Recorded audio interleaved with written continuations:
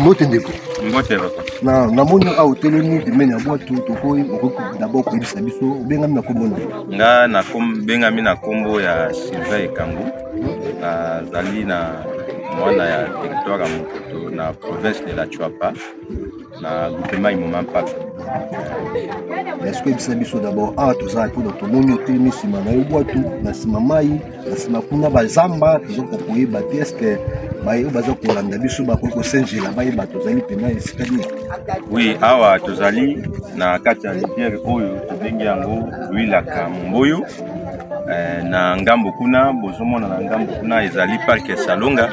Parc ya Salonga yango wana na sima wana. Okay, oyo eza parc ya Salonga. Oyo babengaka ezali patrimoine ya yango wana. Oyo babengaka patrimoine mondial. Mondial.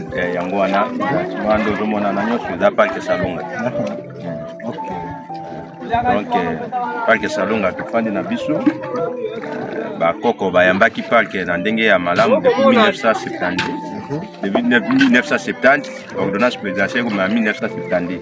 Mais côté d'activité nous beaucoup plus de bakala ko sala et puis de vivre à l'olengeni. Bon, activité côté biso to vivre na bilanga, to vivre na pêche.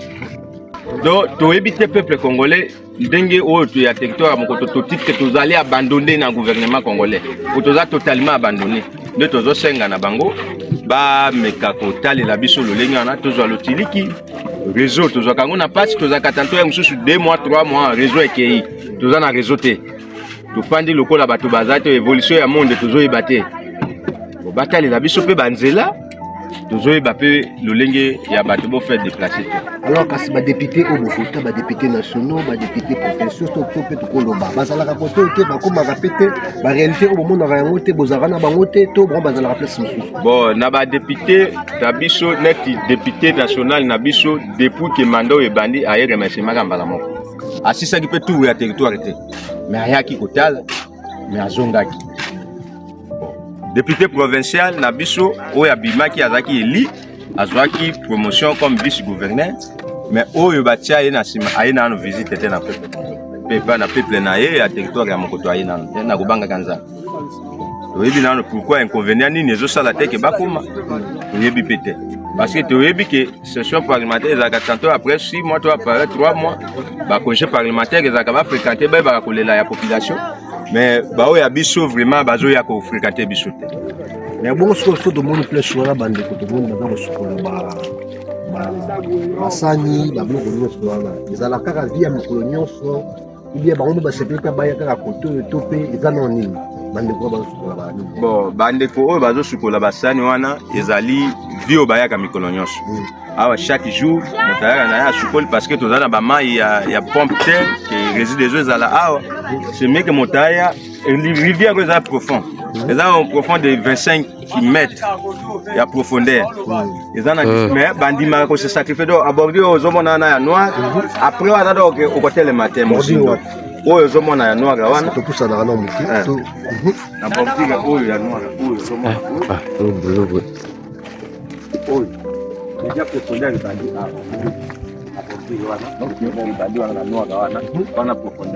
Donc quelques mètres on a des bango à soka salele à kokende. OK. Soka salele à kokende. Mais est-ce que ça risque été bazaba na mike tu vas monde bazako sukula mai ba risque gâté ba ko ma place na ba du foot. Risque. Il y a un risque parce que à suivant tu perdre quand même battu. Tu perdre battu des maman na il y a âge oyo moins de 15 ans a été coupé ah si place il y a passé de 1 mois moi on a été coupé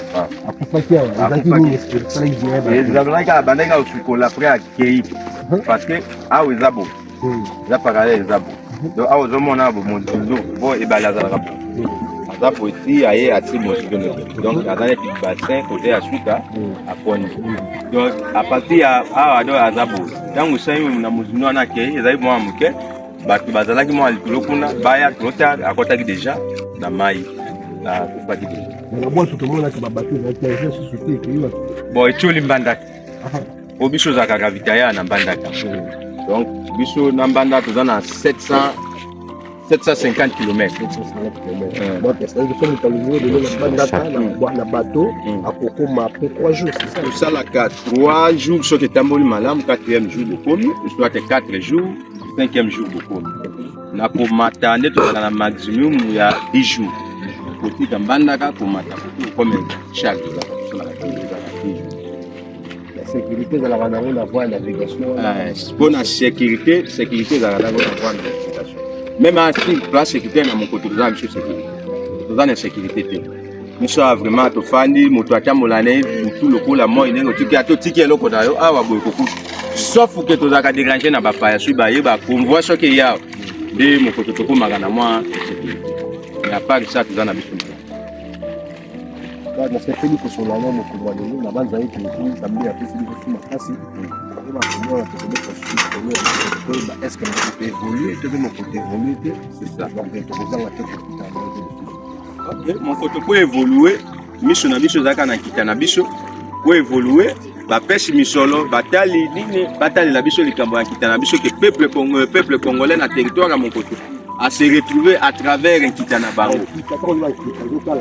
Nazota la parc qui doit toujours comme on a toujours comme on a Ngambuana ils allaient parc Salonga Langwana donc ils allaient deuxième parc du monde donc biso mon côté tozali na 45% 600% donc territoire à mon côté à 100 hasard tout autour aux environs des parcs de Salonga.